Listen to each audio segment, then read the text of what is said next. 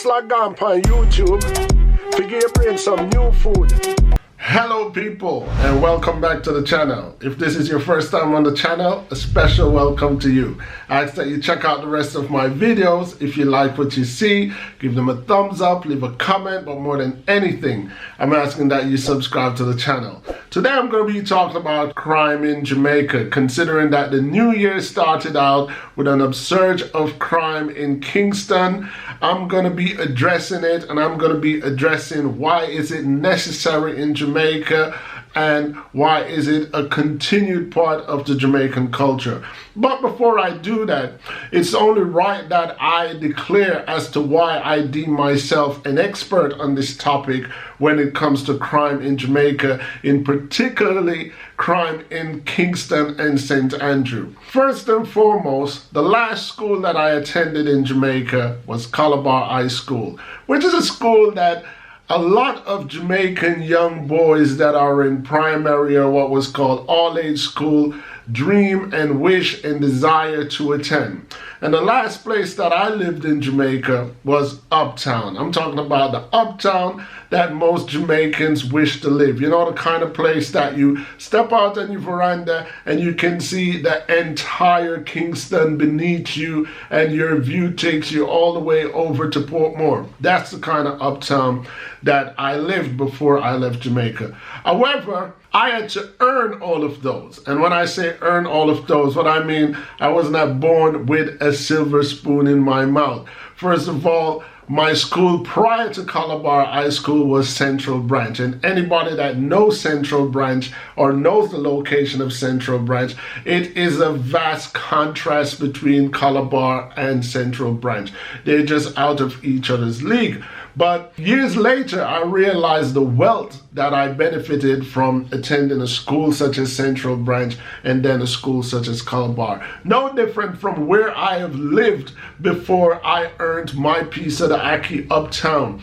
I am proud to be a product of the ghetto, because when you look at someone like me today, I believe I represent a status that says to the non-believers that it can be done. So what I mean by that is where you start does not define where you actually finish. And what I also mean by that is your birthplace or your residential place as you grow up should not define you as a person. One of the greatest wealth I believe in life is ambition. It's how bad a person wants it and how determined they are to get it. So before I earned my piece of the Aki Uptown, or before I migrated to foreign, I have had residential stints in places such as Jonestown, Arnett Garden, aka Jungle.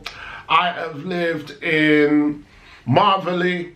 I have lived on Mountain View Avenue. I am like an expert when it comes to the neighborhoods along the lines of Mountain View Avenue, because Mountain View Avenue is just one long stretch of road, and there are little sections of it that has gained their individual reputation over the years, which are established to be negative reputation, in particularly an area called Jake's Road. Now, Jake's Road is reputed to be a notorious area to live in. However, for those who do not know the area itself, they will be alarmed to see what actually is defined as Jake's Road. It's not that of a big neighborhood. Jake's Road is consisted of Jake's Road, Hunter Drive, Jake's Avenue, Jake's Crescent, and if you want to extend it a little further, you can involve Pallington Lane. You know, so what I'm trying to say, Jake's Road, if I should guess, is a little neighborhood that has gained its own name, aka Vegas, that does not have no more than 1,500 people living there. So the reason why I'm pointing this out is I'm getting to the point where I can show you that if the government of Jamaica wanted to control crime and violence in that particular area of Jake's Road, it can be controlled, because it's not that of a huge neighborhood. You know, outside of Jake's Road, there are places like Goodridge Lane. Goodridge Lane is exactly what it sounds like. It's just one street. It's just a lane, and has its notorious reputation. Then there's another area in Mountain View Avenue that's called Backbush. Backbush is considered more squatters, capture land, and it's an undetermined amount of residents that's lived there. Going further up in Mountain View Avenue, on the left-hand side, you have Nannyville, and on the right-hand side, you've got another area right above the shooting range, which is called Top Range. Top Range is almost the same size and the same geographic layout as Jake's Road, but probably have just a little bit more of residents than Jake's Road. However, the reason why I'm pointing out this geographics is the new year started out with Mountain View Avenue creating havoc of crimes. And when I read the root of the upsurge of crime in Mountain View Avenue, I heard that it was because of somebody who removed something from a construction site, and that was enough to create a full-out war. You know, I'm laughing, but I'm laughing for a total different reason that you guys may be thinking. The reason why I'm laughing is because this is old news. You know, I'm a middle-aged man today, and I can tell you that the upsurge of war in Jake's Road and Mountain View area has always or often arise from things such as this, just as petty. I believe when I was about 10, 11 years old, the last upsurge that I'm aware of was somebody that stole a sheet of zinc from zinc that was given out to the people of the neighborhood. So apparently the politicians in the neighborhood was giving out zinc to individual people, and they were giving out one sheet of zinc per household. Not sure what anyone could have done with it then, but that was enough to start out a full-out war where people get shot and people get injured and people meet their demise. So now that I've covered that, let me get to the necessity of crime in Jamaica, or the importance of crime in Jamaica. People, I say there's a necessity for crime in Jamaica because crime is an instrumental tool for politicians, and likewise it is also a commodity for the island of Jamaica. So before you get confused, let me break it down to you. Just like our Aki, just like our White Sand Beach, just like our Blue Seas, just like our jerk chicken, and all the stuff that Jamaica used to attract resources or export, crime falls right in there as well. Without crime, there's a certain sector of Jamaican government that will suffer. So pretty much I'm saying, let's use, for example, Minister of Road or Minister of Works. What I'm saying is, if there are no potholes, somebody's purse gets smaller. You understand? So there are some corruption activity that has to play a part, where there are certain roads in Jamaica where potholes are necessary to be, and as soon as those potholes are clear, it is necessary to create more potholes, because if there's no potholes, then the Minister of Works or the Minister of Road or whoever is responsible for that department suffers. Kind of like the same. But crime in Jamaica plays a way bigger part than potholes. Crime in Jamaica as a multi-purpose, because first of all, crime in Jamaica is to scare away most Jamaicans from the island itself. You know, the island of Jamaica is a gem, so we have to scare away most Jamaicans from it by putting crime in effect. You know, when I watch the news, I hear Jamaican people going, oh Lord, this, that, calling the Lord's name in vain, calling onto the Prime Minister, calling onto the government that they need help, they need crime under control. There's an irony to that, because the same people that you're calling on, those are the people who actually instigated the crime. You know, it is necessary because you don't want anyone to feel at home in Jamaica. If we feel at peace in Jamaica, the last thing we'll be doing is thinking about running away to foreign. You know, so crime, one of crime's purpose is to create a fear factor for Jamaicans of Jamaica to want to leave. The next purpose of crime is it being a commodity. So crime is now an asset. So for example, Minister of Security, without the upsurge of crime in Jamaica, you will have very little purse for the Ministry of Security. You would not need so much police officer. You would not need the Zozo. You would not need soldiers. You would not have a reason to have financial aid for that particular area. So it becomes a commodity. I mean, not going off the subject, but I've been writing a book, it's not published yet, that's called Confession of an Undertaker. And pretty much what I'm saying in that book is, this is an undertaker. This is a person who actually treats and buries body. And when business was going bad for this particular person in the book, one of the avenues that he took was to create a system where bodies were guaranteed to come to his shop, to come to his place of business,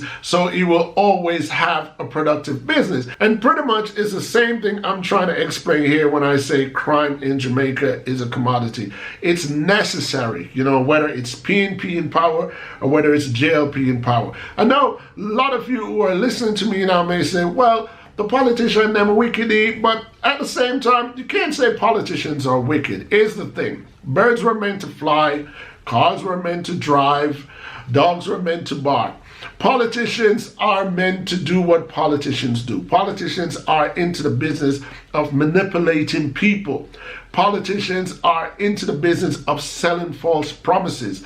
Politicians are into the business of presenting themselves as if they are holier than thou, while they're the same person that's creating the havoc that you're trying to get rid of. No difference than poverty in Jamaica. Poverty in Jamaica is designed just like crime in Jamaica. There are certain people in Jamaica that were designed to be poor. And what? Desperate men do desperate things. So if you are poor, you're going to steal, you're going to rob, you're going to do desperate things, and then you're going to be defined as a criminal. At the same time, in these areas where crime are filled, what a lot of Jamaicans don't know that I'm going to educate you on now is that there is what I would call a muted election that is ran every so often in the garrisons, and that's how you get dons. But in my opinion, dons never grow. And when I say dons never grow, what I mean is that dons never grow old, or even if they ever grow old, dons never grow wise. The minute they developed any independence, intelligence, they're writ, and someone else take their place. But speaking of dons, I have to also address the Jamaican culture on a whole. Or should I say it's human nature? Because when you listen to Jamaican music, you know, we often, we idolize violence. We idolize sex. You know, when we listen to the dancehall music, I'm putting a disclaimer there because I'm a lover of dancehall music. So I can't say that I don't enjoy hearing the explicit expression of sex or sexual acts or violence in music. But I'm intelligent enough to know that most of what I'm listening to are fantasy. It's just mere entertainment. But it becomes problematic when it points to the younger minds. You know, I'm talking about 17, 18-year-old or even younger, when it influences their mindset and they take it literal or they try to exercise it in reality. I mean, let's face it, we all root for the bad guy in movies. You know, it's just something about rooting for the bad guy. That's human nature, but we have to divide fantasy from reality. So while I'm on this topic, I'm just going to throw it out there and implore to the entertainers of Jamaica that we could also use our platform to educate, and we could also use our platform to bring Jamaica out of the dark. You know, as we realize how powerful our words are in music, or even to the selectors of dancehall, you know, I implore to them that they should use their platform to educate these young minds and let them know that, hey, it's fantasy. Don't go out there and actually hurt anybody and idolize it. Recently, there was a domestic dispute in Manchester where the man went to the woman's place of business, a young woman. She was still in her 20s and pretty much put her lights out because she wanted to leave the relationship. And a similar thing seemed to have happened in Trinidad and Tobago, where the man went to the school. This was a preschool principal, and he went there and put her lights out of just domestic, you know, dispute. People want to exit relationship, or people believe that it's enough, and the only result that these men think is suitable is to let them meet their demise. It's sad, obviously sad, but what I'm saying is these are issues I would like to see the Jamaican musicians take up, the Jamaican selectors in dancehall take up. Just take a time out to address these issues. Let your patrons know, let the guys know. If a woman wants to leave a relationship, let her go on. If she believes that the grass is greener on the other side, let her go on. If you believe that you've been a good man to her and she leave, trust me, she will realize that you were a good man. Anyway, and while I'm talking about selectors and dancehall musicians, I implore mothers and fathers to talk to their kids, especially the boys, and educate them how to treat women, and at the same time, educate them how to enjoy the fantasy of lyrics or the fantasy of films, and not try to exercise that in reality. Because, you know, once you pull that trigger, you can't unpull that trigger. And it's usually a double-sided sword, people. One person tend to lose their life, and the next person tend to go into prison forever. So we have to also educate our children. And to my people from the Jakes Road area, and I mean, I'm sure you guys must have heard that these foolishness need to stop. But what I'm trying to say is, I understand the run-ins of ghetto. I understand the run-ins of badmanism. So for a lot of people who do not understand it, let me just run over it briefly. Being a don or being a badman or a gunman in these areas oftentimes is a job, is a governmental job, is a job that brings this person an income. So this person, you may say, didn't have to choose to, but usually these people don't have the education background or qualification to apply for a job and get it. So when government members approach these people and guarantee them financial support if they do this and do that, they tend to do it because fathers are fathers and they always want to feed their young. And the foot soldiers that follows these dons are pretty much the same. They are doing a job. As long as they step to the don's beat, they know that, yeah, I'm going to get a guaranteed financial support. So that's one side of it that most Jamaicans who read the Gleaner or watch it on the news don't understand. So my message now to the so-called dons or the foot soldiers or the bad men from this area is, wake up. We all have an independent brain to think. Stop being puppets for politicians. Stop letting the politicians who are living uptown, who are getting the real piece of the ackee, use you as puppet. I took my piece of the ackee out of Jamaica because what? Jamaica belonged to me too. Jamaica is my country. I'm a Jamaican, and I looked at it like, if there's some Jamaicans that can be uptown and drinking honey from the cup, what makes me any different? That's pretty much my message for today, but before I go, let me big up some people. Big up yourself to the maximum.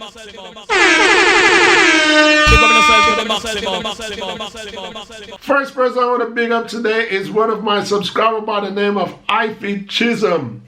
Then I want to big up Karen Lichtenberg. Then I want to big up Naz Drew. I also want to big up one of my favorite subscribers, Joy. And last but not least, I want to big up Evelyn D. Big up yourself to the maximum.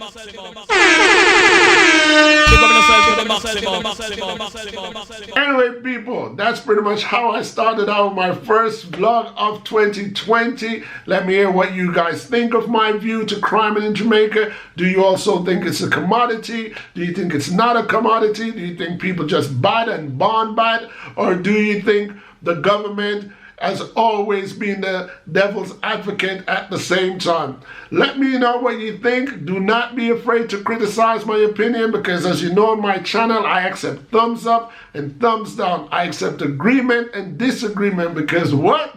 Each one teach one. Until next time, people. Peace.